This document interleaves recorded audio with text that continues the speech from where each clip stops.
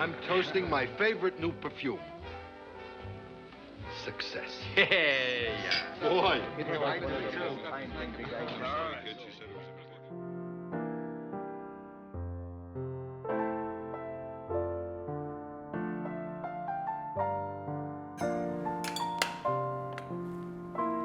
New York, the phenomenon, the enigma, the colossus. There's no place like it.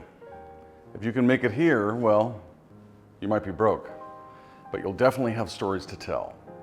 I first stepped foot in this fair city over 2 decades ago, and sometimes still feel like I'm just getting to know it. Whether you love it or hate it, one thing's for sure, you let it be known. Every year, several hundred films and TV shows are shot here.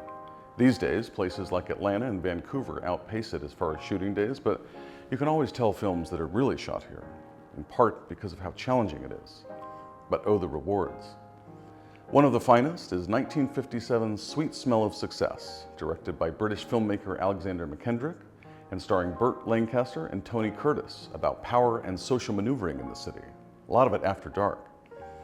Lancaster's menacing writer J.J. Hunsaker is based on legendary New York columnist and actor Walter Winchell. And Curtis plays Sidney Falco, the slippery press agent, lily pad leaping from restaurant to club to office to apartment, trying to stay afloat in a world where reputations are vaulted or destroyed with a few clicks of a typewriter. But the sound that weaves it all together is composer Elmer Bernstein's epic score, powered by a full band and orchestra, exploding upwards in notes as high as the towers on screen. Jazz has always been the musical signature of the city, since F. Scott Fitzgerald coined it back in the 20s. The film is intense, fast-paced, packed with people, and it shows the great collaboration of a killer ensemble. Columnists, actors, comics, musicians, cigarette girls, wives, husbands, and it's a snapshot of the times. The 21 Club is the 21 Club. The newspaper doc is the New York Times. Broadway is Broadway. What is not a great snapshot is its horrendous treatment of female characters, none of whom have any real agency, and there are only a few to speak of. But the ones that do appear are the moral voice of the film, reminding us of the depths men will lower themselves to get what they want.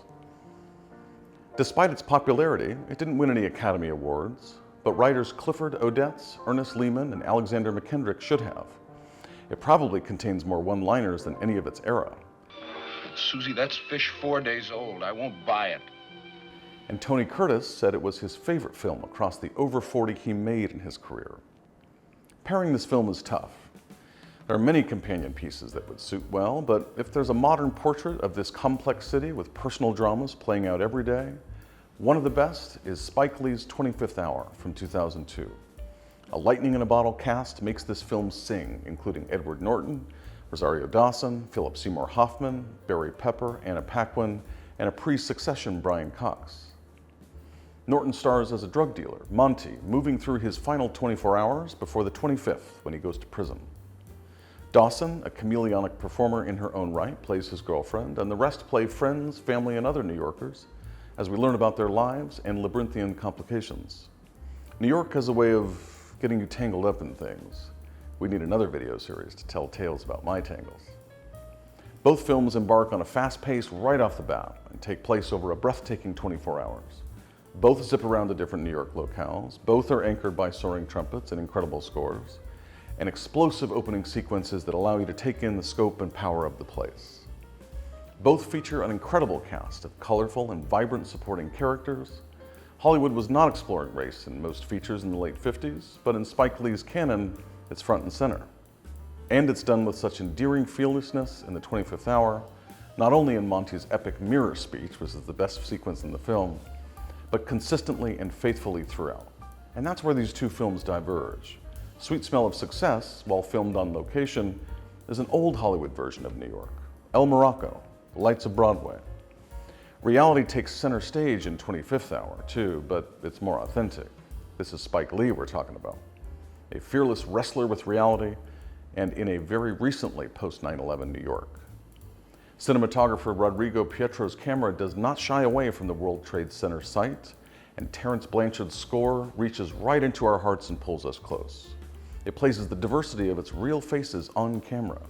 Those firefighters in Monty's father's bar were real firefighters, and they all died in 9/11. That's real New York.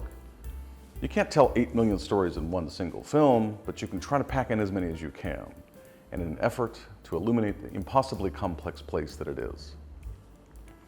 If I only had 24 hours left, I'd want to spend it here, just like Monty. I'd listen to jazz, just like Hunsaker and Falco, smoke cigarettes, raise a glass, and think about my greatest success, making it here. Because how could you not love New York? Like Hunsaker says, are we kids or what?